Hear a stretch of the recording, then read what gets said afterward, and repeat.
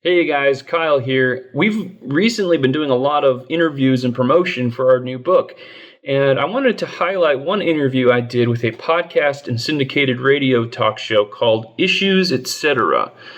Now, if you've never heard of Issues, Etc., it's a show that features solid, serious, substantive interviews with experts in theology, apologetics, ethics, philosophy, law, and culture, and a lot more. It was one of the more in-depth interviews that I did. It went about 40 minutes, and we talked about a wide range of topics. Host Todd Wilkin asked questions and just kind of let us go off and talk, and he didn't interrupt us, which is a great thing. Sometimes in these shorter radio shows, you end up having to just fire off a real quick soundbite, and then you get interrupted by a commercial break or whatever. So it was a great time. I encourage you to check out Issues, Etc. Now, if you go to issuesetc.org/BabylonB, you can hear that interview, and I encourage you to check that out and also check out their other episodes as well. issuesetc.org/BabylonB, and I encourage you to check that out. Time magazine once called this man a hero of the environment, but that was back in 2008. He takes a little bit too moderate of positions, and I think that a lot of people have retracted that a little bit. Oh, is he still sexiest man alive? He may still, I think that Paul Rudd got that. Oh, okay. So this is Micheal Shellenberger. He has written the book SanFran-Sicko, Why Progressives Ruin Cities. Now, he's actually considers himself a liberal. Yes. A classical liberal, I think. A liberal, but maybe. He doesn't like progressivism. He doesn't like progressivism. Yeah. He thinks they're a little crazy. And so he is very critical of how progressives have run cities, as you know, that's what the title said right there. And then also he has another book, Apocalypse Never, Why Environmental Alarmism Hurts Us All. So he's very critical of all the apocalyptic environmentalism arguments. And it's interesting, people like him, because they're not denying climate change or that there are environmental threats. It's just the sort of alarmism and this immediacy that we have to, throw all this new technology and this money at it and it's going to kill everybody. It's a more rational, reasonable approach to it. He actually ran for governor. I didn't know this. In California, I guess? Yeah. And he lost. He's done a bunch of TED Talks. You can Google him on YouTube. But first, you should watch this interview. And check out his books, Breakthrough from the Death of Environmentalism to the Politics of Possibility. Like I said, SanFran-Sicko, an Eco-Modernist Manifesto, which is interesting because he said he doesn't really like that term now, like or something. Yeah. Well, you'll see. And Apocalypse Never, like I said. So without further ado, let's dive into our interview with Micheal Shellenberger. All right, we're here with journalist and Times Man of the Year, Hero of the Environment 2008, Micheal Shellenberger. And recent author of the book SanFran-Sicko, Why Progressives Ruin Cities. Now, but Micheal is not you don't call yourself a progressive, but are you a liberal? What are you? Liberal's fine. Okay. Yeah, liberal's fine. Moderate's fine. Okay, that's the same thing, ish. Not progressive. No. Okay. So you recently. Well, we could talk about the difference because. Yeah. Yeah. Okay. What would you say to start with that? Because I hear that a lot. People, they sort of generally use the term liberal nowadays colloquially to describe everyone on the left or Democrats or just policies on the left they don't like. But like classical liberalism is different from that. And a lot of people, what they're really criticizing is leftism or progressivism. Like, how do you define the difference? Yeah, well, it's important because these issues of identity are really coming up very strongly right now in American society and American politics. And words matter, so I try to get them right. Obviously, I wrote this book because I wanted to understand how did the problems get so bad in progressive cities, which are completely controlled by progressives, particularly the West Coast cities that I focus on. The word progressive really emerges in the mainstream use in the late 1990s. In part, it was a response to the demonization of liberal by George H.W. Bush in the late 80s. I think under the Clinton era, we started saying progressive. I think the way I started calling myself a progressive was similar to how other people that maybe started on the radical left, they got a little bit more moderate, and progressive became a unifying term for people that, didn't want to call themselves radical left because it sounds crazy and extreme, but also people that didn't want to say liberal. But then it also had that other role of unifying, I think, Democrats around a kind of ideology.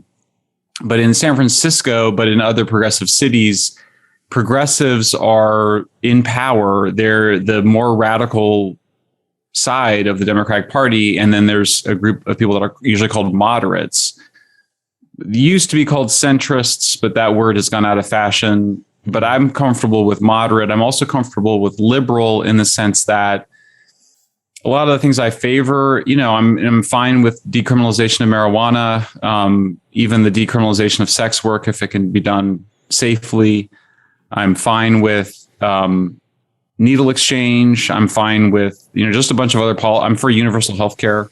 So a lot of other things you would associate with being a liberal, I'm in favor of. I'm against these open drug scenes, which are killing people in progressive West Coast cities, which is a big focus of the book. I'm against stupid crime policies. I'm in favor of smart ones, but this thing of letting people, off the hook for serious crimes, including attempted homicide, which is really what the alleged, guy that killed 6 people in Waukesha, Wisconsin, was let off for. I'm against that. So I hope that helps. And then who should I call like a hippie and a commie? Progressives, okay. I guess. I mean, even hippie is a more complicated term too. I mean, there's certain things about hippie culture that I like and defend. There's a lot of, there's obviously a lot of love of nature there. There's a real kindness. In the subculture, in the sub hippie culture, there's also mean hippies. There's selfish hippies, but there was a hippie culture too. My caregivers when I was a boy were hippies, and they were very, like the best hippies are the ones like when they're babysitting and the kid wants to just stare at a caterpillar for like a half an hour, the hippie will get down and stare at the caterpillar with them. They'll enjoy that too. So, they can both participate. Yeah. It makes you There's conservative hippie movement. You probably know. What's that? Yeah. Yeah. Take a hit of this and let's check out that caterpillar kid. Yeah. That helps. That's a good breakdown. Now you just brought this up. There was I think you pronounced the name of this town correctly. I don't know how it's said. What is it? Waukesha? Waukesha. Yeah. Yeah. So I saw you just wrote an article about that because your whole book is about how progressive policies are ruining cities. And now the assailant in that attack had been let out on this just astonishingly low bail, even though he had been convicted and charged with other crimes. So how do you see that as a fallout from these progressive policies? Yeah. And by the way, SanFran-Sicko does. Libs. Sorry, I like to throw. Yeah, just call them libs. Let me see if I can help you on progressives.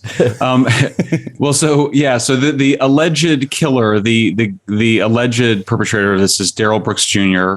He was basically out on bail, $1,000 bail, despite having tried to kill his girlfriend, the mother of his child, by running her over in his car. Of course, the Waukesha massacre occurred where he was deliberately running over people in his car. So red flag there, guys. He should have had an ankle bracelet at a minimum. He should have had electronic controls over his car. It's a story I'm pursuing right now is why didn't they put some, it's not hard to, like, you can do it. Why wouldn't you put some sort of electronic control on his car so he couldn't drive it in particular ways, or you could have an emergency shut-off button even. But why was he let out on jail for $1,000? Yeah. Well, he was homicidal. I think, unfortunately, he knew exactly what he was doing. So, so what, and that's a progressive prosecutor in Minneapolis who let him out on that low bail. And what's the motivation behind letting him out on low bail? And they just don't want a bunch of people in prisons, or they think that he'll take that as like, you know what, that was nice. I think I'm going to stop killing people because I feel like humanity's good. I think in your article you mentioned something that had to do with like their efforts for like racial equity in the incarceration rates. They just want to bring that down. And you said that this DA, I think it was, even said when he was asked about bringing this policy into effect that he knew there would be people that would be released that would wind up committing more violent crimes. Yeah. That's right. Yeah, I worked in the late 1990s for George Soros's foundation, for other organizations that he financed. I was very concerned about mass incarceration, particularly the disproportionate impact on people of color, on poor people. It's something I still remain concerned about. I don't think you need to have so many people in prison for so long. I actually, in the book, argue for something called swift and certain, which is a kind of sentencing for offenders that it's where, because criminals are not long-term thinkers. Most of them are not. It's not, this is not George Clooney robbing, a Fabergé egg from some museum. These are guys that smash and grabs. Criminals in movies are always much smarter. Yeah. They always plan. They always have a master scheme. Yeah. I mean, a lot of the guys are getting arrested for these petty crimes are knuckleheads often. They don't have a long-term vision. So there needs to be consequences right away so that they know there's consequences of their actions. They should know what they are. They should be very quick.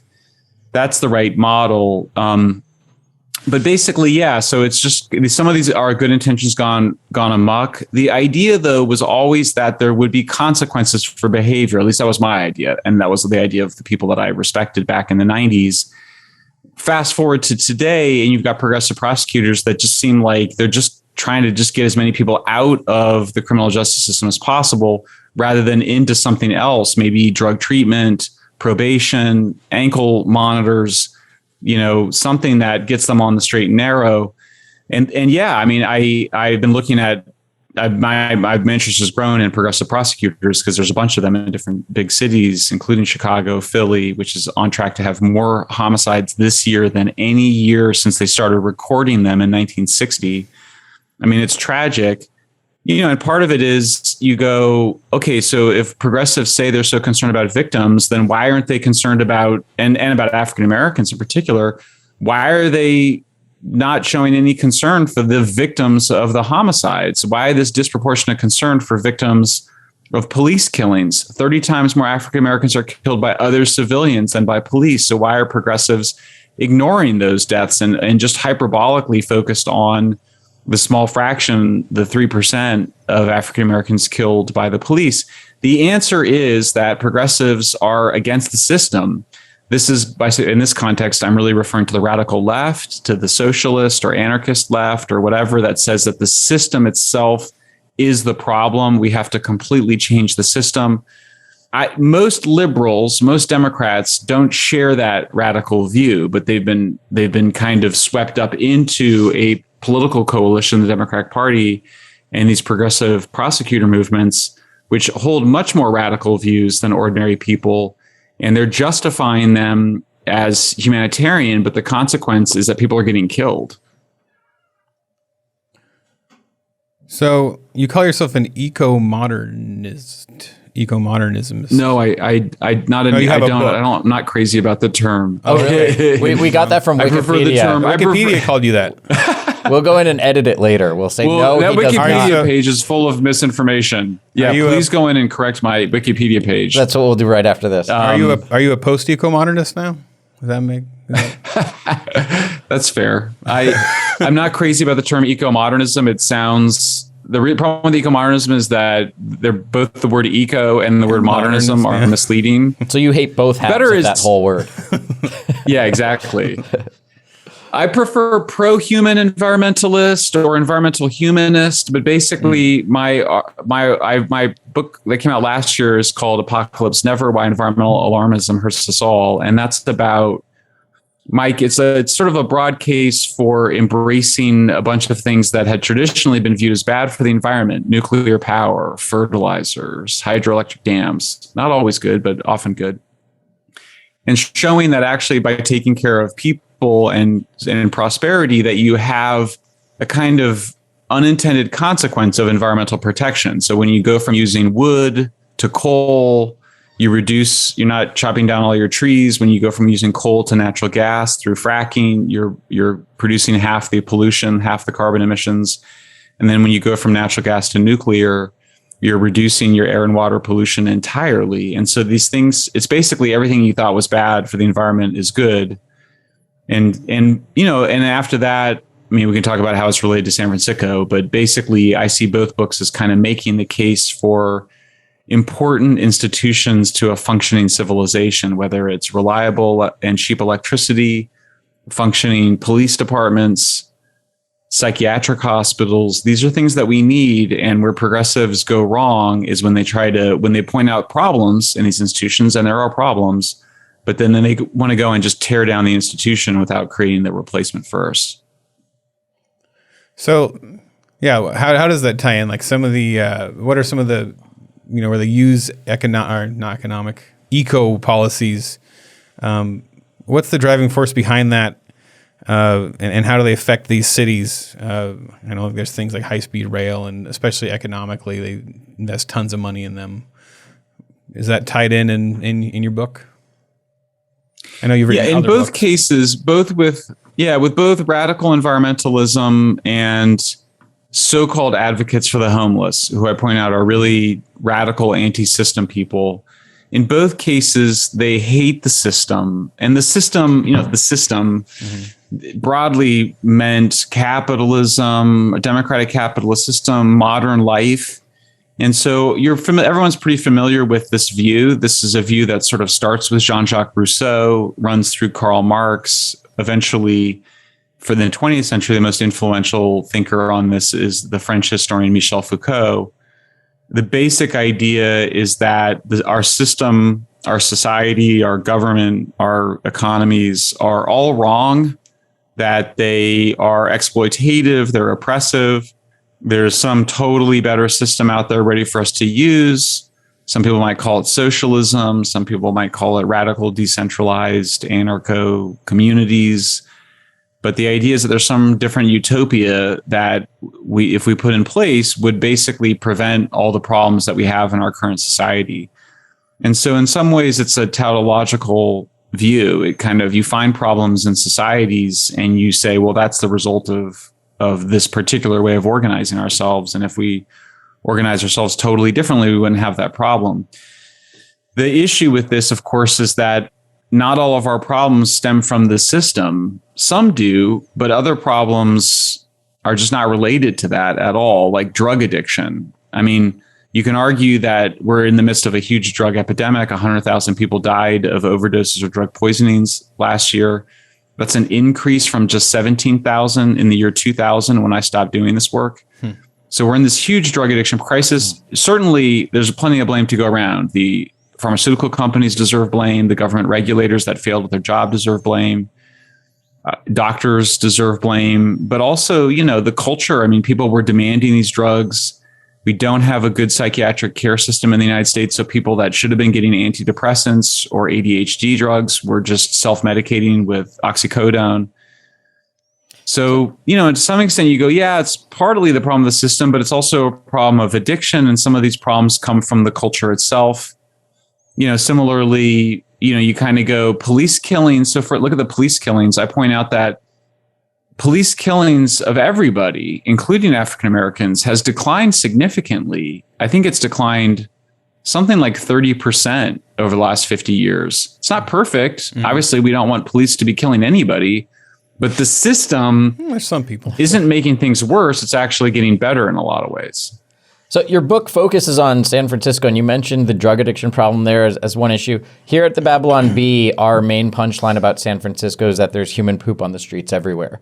So what are some other problems in San Francisco that you've found that through your book you found have their roots in these progressive policies? Like what are some of the other issues that we can joke about? Yeah, we need some new punchlines.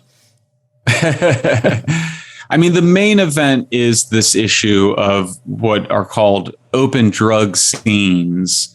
That's a sort of an academic word that was used by Europeans, but it's the most accurate words to describe what are euphemistically called homeless encampments, but people living in tents using drugs. So all the poop on the streets comes from those folks. It's not, it's not the residents being like, I'm just going to go out and crap on the sidewalks. Probably some of them take advantage of it in that way.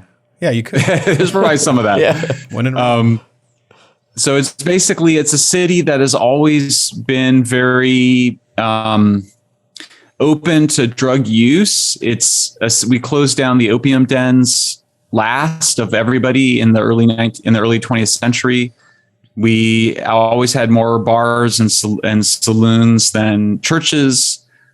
When I moved to San Francisco in 1993, there was an open drug scene of heroin users at the subway station we call BART station. And when you say open drug scenes, are you saying like the police don't really just like a drug party, or don't kind of care about it, or just look the other way and kind of let it happen? You got it. Open drug scene is an open drug market, so there's people buying and selling drugs, but it's also people living there and using the drugs. So one of the characters in San-Fran-Sicko, we were walking around the neighborhood that is where the main open drug scenes are. And he goes, I used to sleep in that doorwell right there, even though I had a shelter bed 5 blocks away, because I wanted to be that close to the drug dealers. And so, yeah, it becomes a bit of a party scene. Not everybody in the open drug scene is homeless. Some people actually have places to live. They go there, they show up, they smoke fentanyl, which is a highly concentrated opioid that people are dying from. And they hang out. So that's the scene part of it. And then they poop on the street. And and that's the cause of all of it. The overdose is about 2 a day in San Francisco. And what do you see as a good solution to all that? Because I've heard different arguments about, like, is it cracking down harder on the use of drugs at all? I've heard arguments for like clean needle programs and safe places for these people to do this stuff. What do you see as the right solution to kind of fix this issue? Yeah. Basically, what I look at is really every civilized city in the world does the same thing, which is that you require people to stay in shelter. You don't let people sleep on the street. That's not compatible with civilization. You don't let people use drugs in public. You don't let people defecate in public. And that you solve that by requiring people stay in shelters. Then you have treatment for people. So here's the liberal part of me. I think we need universal psychiatric care. Although, to be fair, I find a fair amount of conservative support for this. There's no market for, schizophrenics or people suffering addiction. They're not people that have money to go shopping for different insurance policies. Like, you have to provide those treatment services to those folks. And then the third part of it is housing. A lot of people want their own apartment. I mean, who doesn't want their own apartment in San Francisco? But we can't afford that, and it should be earned rather than given away. And so part of the radical left idea is that housing is a right. It's not a right, actually. Shelter, I do think, should be a right. In other words, I don't think we should let our brothers and sisters just sleep on the street, exposed to the elements. Even if they say they want to, you don't allow that. So shelter should be a right. But housing should be a reward for good behavior, whether it's drug treatment or making progress on your personal plan, psychiatric care. So those are the 3 elements. It's shelter first, treatment first, and housing earned.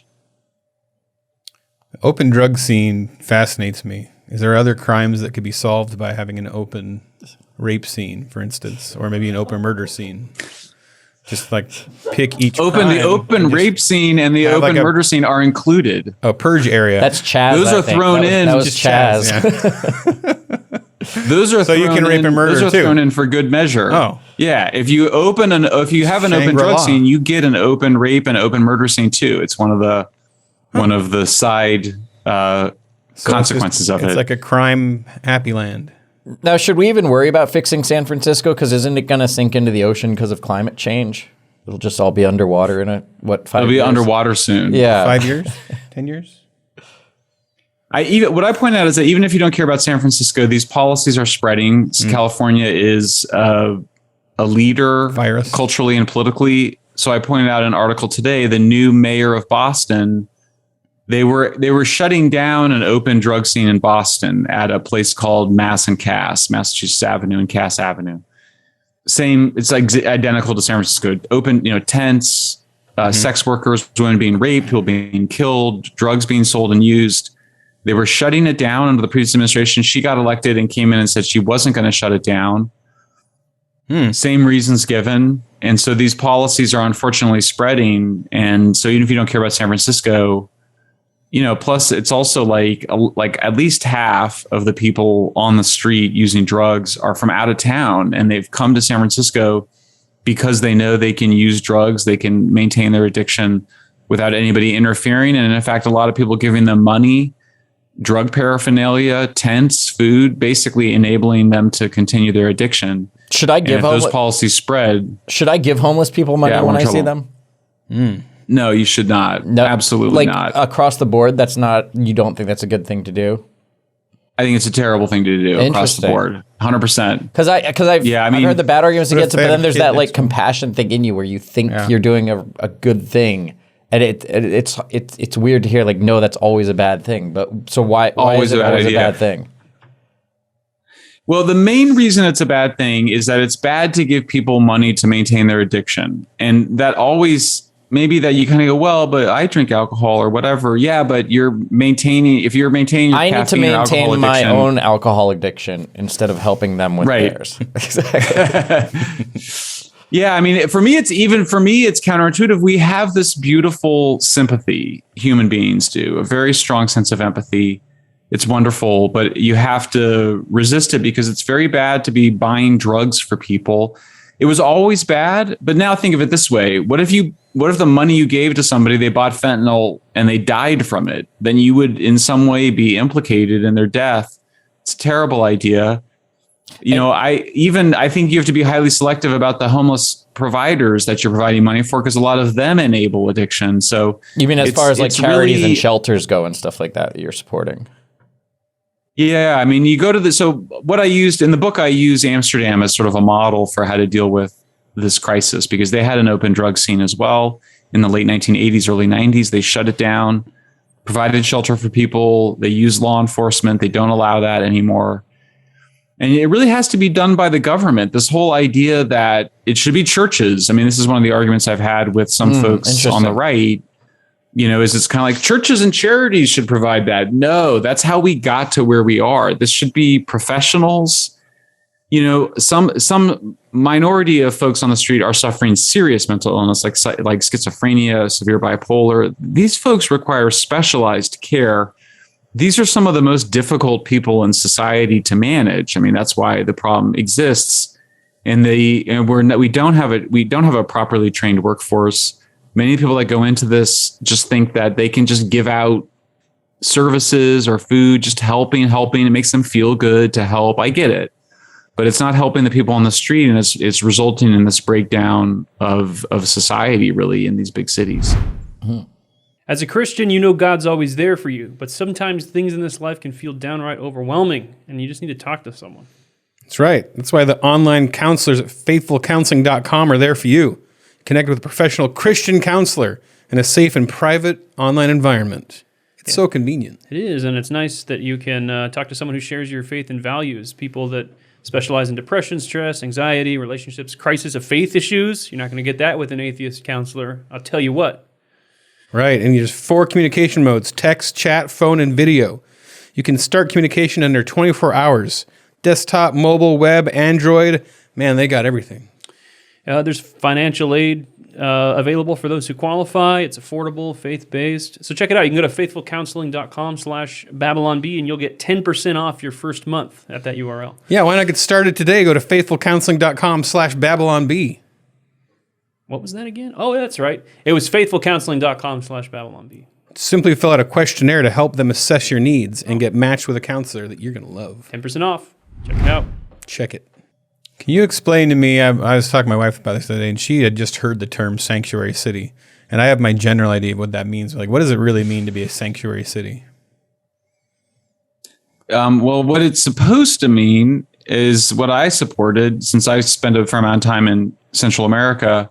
It was supposed to mean that if somebody's was tortured by death squads or persecuted by their government, that San Francisco would provide them with asylum so they wouldn't be deported back to their country. Well, now it's gone completely off the rails. It's being used to prevent the deportation of Honduran drug dealers who control the illegal drug trade in San Francisco, prevent them from being deported. So not all cities, San Francisco is a bit unusual in having the drug trade controlled by Hondurans. In a lot of other cities, it's controlled by locals or other gangs. But these are Honduran drug dealers. They could be deported like within minutes if you involved the INS. But the city of San Francisco has a policy that says, no, we provide sanctuary for people that are basically killing 2 people a day on the streets of San Francisco. It's completely bonkers. It's justified by the progressive district attorney in San Francisco because he claims that the drug dealers are victims of human trafficking. It's totally absurd. There's no evidence for that. And in fact, there's all sorts of evidence, quite the opposite, that these guys, these are like young bucks. These are young risk-taking men who come from Honduras to make some money in the short term, and then they use it to build a house and start a family back in Honduras. they don't even stay here to build their community. So the money, I mean, it's so absurd that we maintain it. It's terrible, but that's really the woke, politically correct culture. San Francisco says, no, don't do anything to the Honduran drug dealers. And you mentioned that these policies, they spread to other progressive cities. Like a lot of Californians have moved to like Austin over the last year or Tennessee. Are they gonna ruin Austin also? Do they go to these new places and kind of vote in these same sorts of policies? Yeah, that is what's happening right now in Austin. So I spent a fair amount of time in Austin now. On the one hand, it's Texas, so it's more conservative. It's the capital, so the more conservative state legislators go to Austin and deal with it. The progressive mayor and city council basically allowed open drug scenes to flourish over the last several years. It was the voters of Boston who then put about an initiative on the ballot to ban the open drug scenes, to ban public camping. That passed. But they're having a serious police shortage and suffering from similar crimes that we're suffering in the Bay Area. There was a ballot initiative to increase funding for the police. It failed. So I think the way to understand it is that Austin now, like many other progressive cities, is having an argument, a conflict between progressives and moderates. It's not obvious which way that's going to go. And I think, in San Francisco, we're seeing some evidence of a backlash against its progressive policies. There will be a recall referendum on the district attorney next June. It does appear that moderates are gaining some power within the Board of Supervisors, which is the city council that governs the city. But these progressive forces are very powerful. I mean, I describe in my article on Substack today how the most powerful person is actually the head of the San Francisco Coalition on Homelessness. She single-handedly basically controls the city's entire $850 million annual homeless budget. By the way, that's about $100,000 per every homeless person. That's how much money that $850 million is. So these are incredibly powerful people. They've got a ton of resources. George Soros funds the district attorney's political campaigns, not just in San Francisco, but around the country. So we're in a real conflict here. It's a very interesting moment, but I do think there's something of a backlash forming to these progressive policies. So we've got $100,000 for every homeless person now, and we're going to give every illegal immigrant family that was split up $450,000. So they all should be doing pretty well now. What could go wrong? Right. What could go wrong? It's interesting when you're talking. It's funny how like the way you phrase things or like the rhetoric can change your point of view. Like when you call it like tent cities or open drug scenes, it's like I'm very against it. And then when you call it public camping, I'm like, oh, I want to go public camping. Yeah, sounds fun. Yeah. Who's against public camping? Yeah. How could you be against something so innocuous? Exactly, yeah. The word homelessness. So one of the things I trace in the book San-Francisco is the word homeless was deliberately chosen to mislead the public about who the so-called homeless are. And that's not my view. I interview homeless experts who themselves say this. They say this was chosen as a nice, fluffy word to make people more sympathetic. But the people on the street are overwhelmingly addicts. Some huge percentage are suffering untreated mental illness, not necessarily schizophrenia, but often, depression or anxiety, just run-of-the-mill stuff. But they became addicts. They live on the street. And then what homeless advocates have done is they've mixed up two totally different groups of people. I mean, one group of people, there are people that, a mother escaping an abusive husband, a child running away from an abusive parent. These are folks that we actually do a really good job taking care of, better than ever in American societies, American cities. If they don't have an underlying drug addiction or mental illness problem, they're pretty easy to take care of. They're easy to get help for. It's usually temporary. It's not that expensive. The hard folks, the folks that are really difficult, are the ones suffering addiction and mental illness. But what the advocates did deliberately is they mixed them all together by calling them all homeless, because the idea is they just all need a home. They just need some apartment. And in fact, the ones that it doesn't deal for the people that are unsheltered homeless, people living on the street, it doesn't deal with the main driver of why they're on the street in the first place, which is addiction.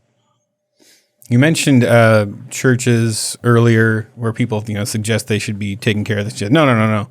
Now, as a moderate progressive, right? What is your view on churches? Do they fit into society, or do you dream of a society of no religion like John Lennon? Is that your ultimate dream? Yeah, I actually really think churches. I think churches have traditionally played a really important role. I think religions play a really important role in people's lives. With a friend of mine, I recently created a taxonomy of woke religion that basically describes different woke religions on climate change, racism, trans issues. We identified the ways in which there's all sorts of taboos and there's sort of magical purifying words, right, particularly a kind of supernatural view as well. And people responded to it and they said, why are you criticizing religions? And I'm like, I'm not criticizing religion in general. I'm just criticizing bad ones like this one.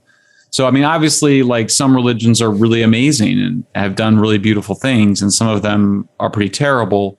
If you had to rank the religions from best to worst, what would it be? No, I'm not going to put you on the spot. Oh, hell no, am I going to do that? No way. Just alienate everybody. Yeah, exactly. So yeah, I mean, I think so yeah, there's nothing wrong with good religions. I do think some self-awareness that you're operating in a religion is good. It's good to have some awareness. The part of the problem is, the people that think the world is coming to an end because of climate change, or think that they are morally superior because they're providing needles to drug addicts living in tents. They don't know that they're in the grip of a religion, and yet they hold all sorts of supernatural beliefs. Part of the supernatural belief is that homelessness is caused by economic misfortune as opposed to by addiction. Obviously, there's some cases where that's true, but the idea that somebody on the street who's talking about their addiction is an addict, to ignore that, I think, is engaging a kind of mythology. Similarly, on climate change, I point out, this idea that the world is coming to an end because of climate change. It's just no science for it. Fewer people are dying of natural disasters. We produce more food than ever. There's no scenario for climate change which I believe is real and something we should worry about. But nonetheless, there's no scenario that climate change is going to destroy the planet. Those are beliefs that people are particularly dogmatic about, who think that they're not in the grip of a religion. And so I think part of my lesson goes, hey, it's great to have a faith and it's great to have some self-awareness of it, because there has to be a moment when you're also just like, what's the science for this? What's the evidence? What's the reality? I don't think we should try to make religions into sciences, and I don't think we should try to make sciences into religion. There should be a difference between things we believe exist and are true, and also things that we think ought to be done or things that we wish were the case. And I think when we stop being able to see the difference between those two things, we run into a lot of problems. Yeah, I think there's a wisdom in creating a society where you may have a religion, but you actually make it possible to, if one day you realize, oh wait, I was wrong about this religion, I can go back on it. to make it so inherent to like every bit of society that you're locked into it, and make it to not believe it illegal. It seems dangerous for any faith. No matter how right you think you are. I have a faith. Yeah, I was raised Christian, confirmed Christian. I didn't really believe until pretty recently. And I don't really talk or write about it that much because for me, it is a very personal faith. It's also not rational. I don't want to make it rational. I'm not going to sit there. I don't think you can win arguments about God or about what happens in the afterlife. And I think that you shouldn't be too dogmatic about these things. I mean, I think the atheist movement had become very dogmatic in suggesting that they knew that there was no God or that there was no afterlife. Well, how would you possibly know that? That's somebody that's in the grip of a faith denying that they're in the grip of a faith rather than accepting some of those things. But certainly, I think one of the big problems is just this idea that there's no difference between what is versus what ought to be. We should be able to have a conversation, I think, about what is the reality of people on the streets, how many people are dying from natural disasters, and then a conversation about what do we think should be done. We might disagree about that. There might be people that are like, no, I think people should be able to just use drugs wherever. And there's other people that think we shouldn't, but we should know that we're talking about values at that point, not about facts. All right. Well, you've made a lot of claims about the climate apocalypse, things that are going to take us down, and you actually take a moderate position on a lot of these things, which you've been criticized for as being unscientific. We're going to go down a list of a few different issues in the world of climate, and I'll make a prediction for how many people it's going to kill. Adam will make a prediction for how many people it's going to kill, and then you make a prediction, okay? So we'll go first with nuclear power. I say glorious nuclear power will solve all our problems and nothing will ever go wrong. Because let's be honest, it's completely safe. Nobody's ever died from that. I say the opposite. I say if we increase nuclear power within 10 years, we're all going to look like the guy at the end of RoboCop that fell in the acid. It's just going to mutate us all and burn us all and then got hit And the by a problem car. with that would be... There's going to be like a 90% loss of life. It'll be crazy. My view is that the worst nuclear accidents are behind us, but that there probably will be another nuclear power plant accident somewhere, maybe China, which is expanding really rapidly, maybe somewhere else, but that it will, not hurt very many people, but that we will panic. Or they'll just get superpowers. They won't die. They'll just get X-ray vision. That might happen. Yeah, absolutely. Yeah. Solar energy. I say solar panels are great. If everything was covered in solar panels, the world would be really pretty and beautiful, and also there'd be 0 deaths. I say it's terrible. We'll have too many solar panels, and it's going to drain the sun, and the sun will be 90% less warm. We'll all freeze to death, 100% loss of life, except maybe some penguins. Drain the sun. That's nice. I hadn't heard that one. It's going to run out. The problem with solar is that the sunlight is energy dilute, so you have to spread solar panels over huge amounts of land. Takes about 300 to 400 times more land to generate the same amount of electricity from a solar panel as a nuclear plant. The other problem is that the sun doesn't shine all of the time. And so you always have to have some very expensive way to back it up. So I've been, and then the final problem is that solar panels are made by enslaved Uyghur Muslims in China. And so it's one of the least ethical forms of energy. I think until we have solar panels in our backyard. I mean, it's not like solar panels are evil, but they certainly aren't capable of powering the world. And the way they're being made right now is, I think, unethical and has to change. I was like the idea that if you cover the landscape in this man-made thing, that's saving the environment. At least air pollution, you can't see it. Right? You still get to look at the mountains. It's funny. I tweeted. Someone on Twitter, there was a video going around. I think the Chinese government made it as a promotional video of these green hillsides covered in this blackened solar mass, and it looked like a cancer spraying across the landscape. And I just retweeted and was like, solar panels require 300 times more land than nuclear plants. Totally went viral, and people were like, I've never seen that before. Huh. And you realize that people have just been subjected to propaganda of look, here's my solar panel on my roof, and thus you can power the world on it. In fact, you have to cover beautiful landscapes with tons and tons of solar panels to generate a tiny amount of energy, really. So I think that when people come to grips with what solar really is, they'll have some second thoughts. Are you telling me the Chinese government was dishonest about this? What? It's so much worse than that, guys. It was not just the Chinese government. I mean, it's BlackRock, which is this shadowy bank. It was all of Wall Street. It was the environmental movement, which claims to care about this stuff. I mean, the most dishonest advertising was done by the Sierra Club, but they put up these posters saying, imagine all your electricity coming from solar where there's no mining or waste impact. It's the mining is massive for these panels. They create 300 times more waste than a nuclear plant. Huh. I think that's the religious part of it, is that people just got a lot of magical thinking going on about solar panels. They were like, solar, the sunlight's free. It's well, yeah, but everything in the solar panel's not free. And you use tons of water from nature and goes back to it. Apparently, I've heard they use tons of water to keep them clean, right? Okay. It's a big part of it. Melting ice caps.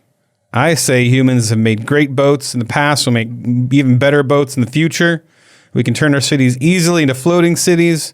Plus, we're going to move to Mars soon. Who cares? So 0 loss of life from melting ice caps. No, the melting ice caps are going to cause a worldwide flood that's going to wipe out all of humanity except for one family and 2 of every animal. And thanks to the religious nut job and the climate change deniers. And there'll be a 99% I think that's funny because it's interesting because it is very biblical. Yeah, for sure. I mean, this idea that, sea level rise maybe worries me the least of all climate change impacts. Definitely happening. According to the Intergovernmental Panel on Climate Change, the median estimate, the best average estimate of sea level rise is about 0.5 meter between now and the end of this century.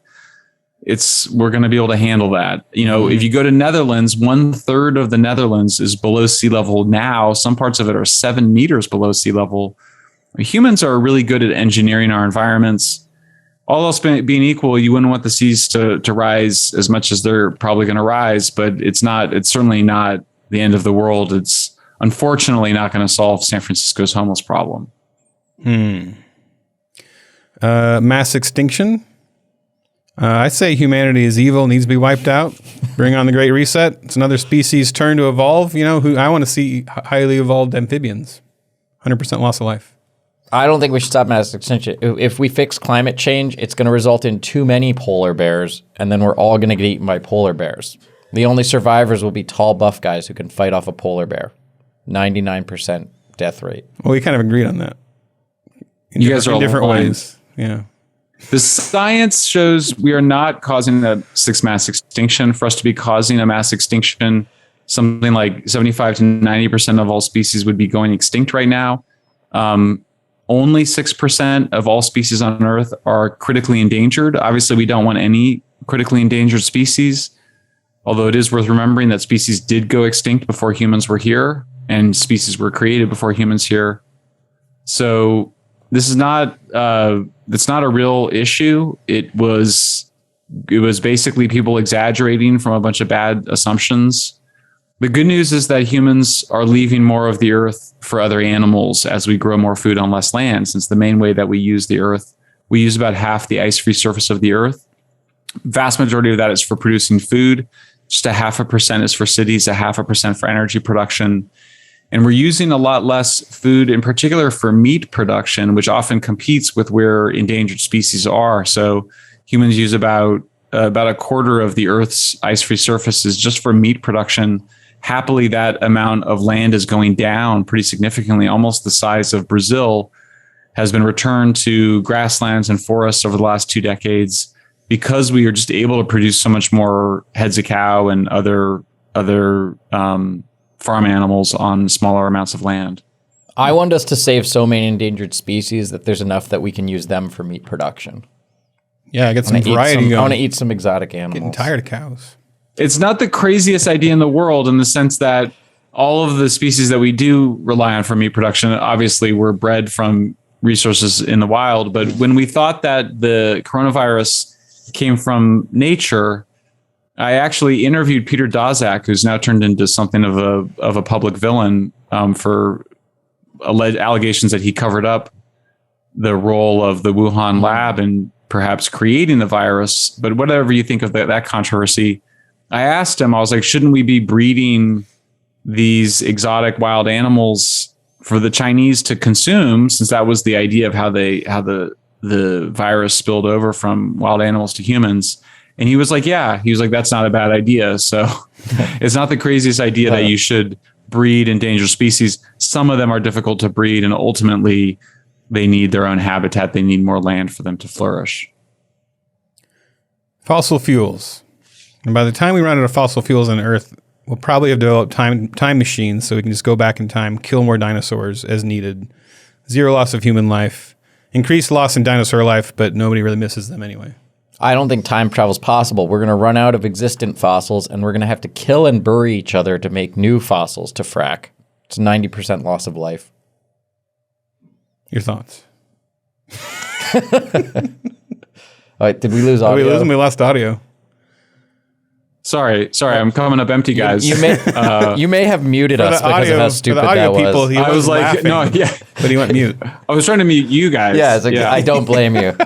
He muted us. I like the idea of fracking fossils. That's gotta be something. Yes. Fracking fossils. That sounds like a swear What word. are your thoughts on fossil fuels?